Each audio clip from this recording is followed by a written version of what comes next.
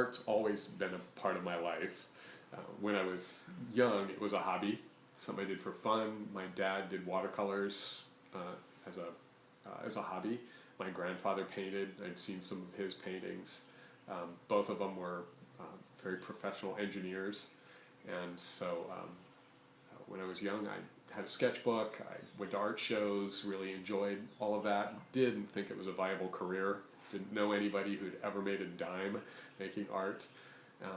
And then I got ill when I was in high school and had to change majors. I lost my shot at both academic and athletic college paths, and the art teacher offered me the opportunity to get a scholarship, and so I took art classes, worked very hard, and got a scholarship. Now I'm in Fresno. My personal work, it used to be that my personal work all revolved around dreams, and that's what got my work going, was paying really close attention to my dreams. When I was in college, I had the privilege of working with a psych hospital. I was an employee at a psych hospital, and they paid me, which is always great. So first they paid me, they also fed me, but they would let me do these sleep lab studies where they paid attention to my dreams, and started me doing dream journals, and I really started paying careful attention to what was going on in my head when I was sleeping, and it was very different than what was going on in my head when I was waking. And so for years, maybe 20 years, I viewed my dreams as some sort of like sacred well that I would go to and kind of dip out this pure, clear inspiration. This is the good stuff.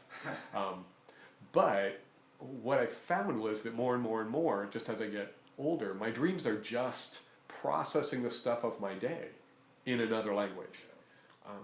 The show's actually a couple of different small bodies of work that I'm bringing together for Fresno, because no one in Fresno has ever seen my work.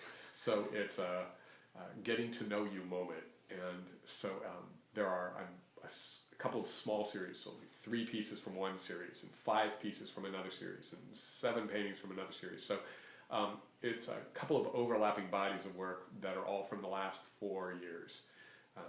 And then, but then just bubbling through all my work are 3 or 4 big concerns, or kind of bigger ideas that seem to bubble up. 1 or 2 of them will be going just beneath the skin of each painting. Are these conceptual ideas or technical? Both. I mean, I work, it shows up in my murals, it shows up in my paintings, it shows up in my drawings, it shows up in my lectures. So there are just a couple of big ideas about how I see the world being put together, what holds it together visually. I paint because it's that whole notion about how you actualize, like how you become real. It's existential, that I'm a painter.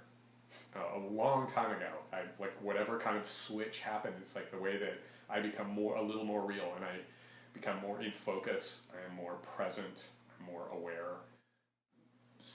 Well, I mean, it was pretty organic. Most of the ideas are that you paint a painting, you look at the painting, you try to learn from it, see what were the things that worked, what were the things that didn't, and then sometimes I'll launch into some drawings. I really, painting this painting has revealed to me that I know nothing about trees.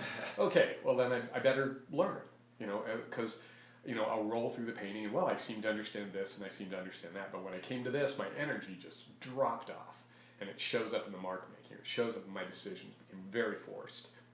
And I think because I was trained as an abstract painter, I try to be really conscious of the way that marks relate, like it's just paint, right? It's not a magical window, it's not a portal into another dimension, this is paint on stuff, right?